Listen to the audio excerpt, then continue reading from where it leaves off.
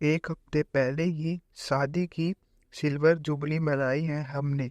इन सालों में मुझे कभी लगा ही नहीं, या आप ऐसा यूं कह सकते हैं कि मैंने कभी इस वाल को उतनी अहमियत नहीं दी। कमाल है, अब यह भी कोई पूछने जैसी बात है, वह भी पत्नी से कि तुम कैसी हो। बड़ा ही फजूल या पर्सन लगता है मुझे यह। हंसी आती है। अब यह चोचलेबाजी नहीं तो और क्या है। मेरी इस सोच को आप मेरी मर्दानी से कतई न जोड़े, न ही इसमें पुरुषत्व तलाशे। सच पूछिए तो मुझे कभी इसकी जरूरत ही नहीं पड़ी।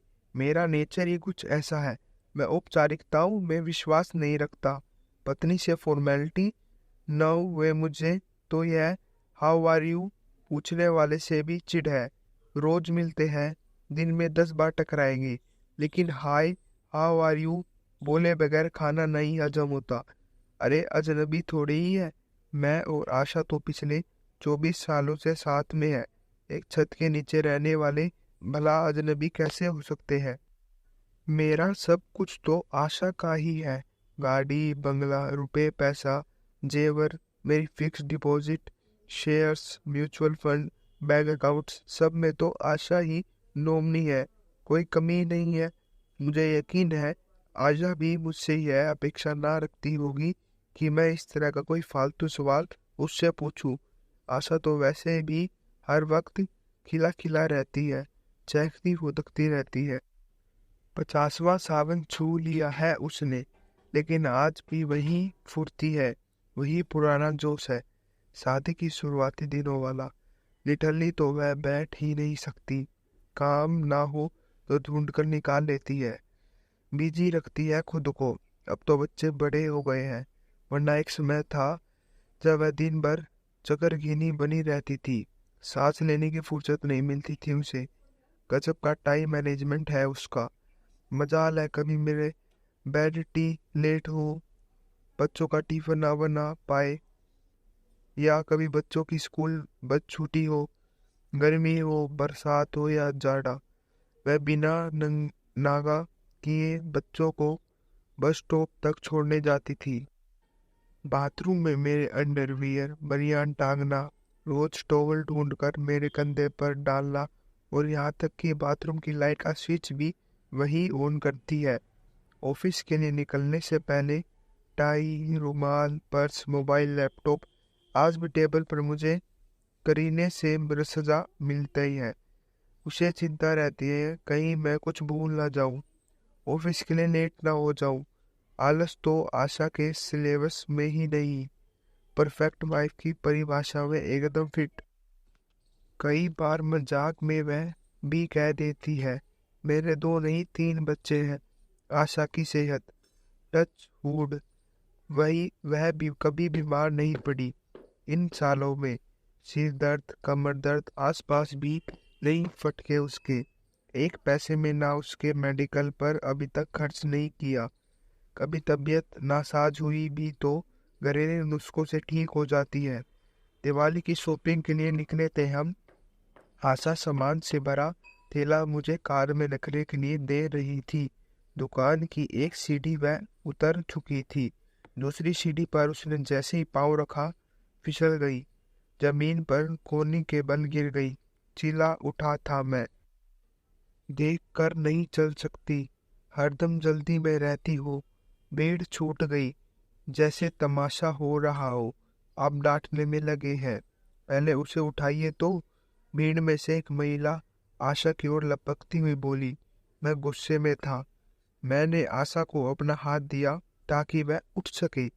आशा गफालत में थी।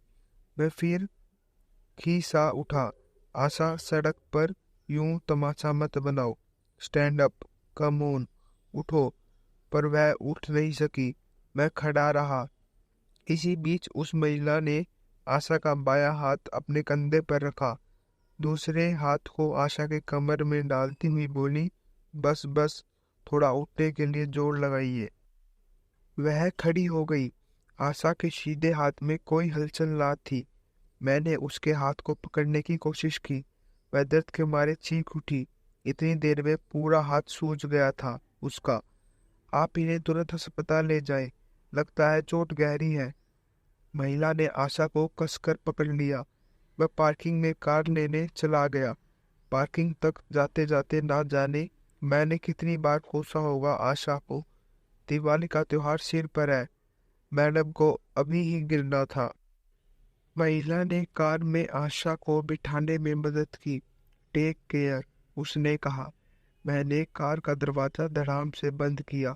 उसे थैंक्स भी नहीं कहा मैंने। आशा पर मेरा खिसियाना जारी था।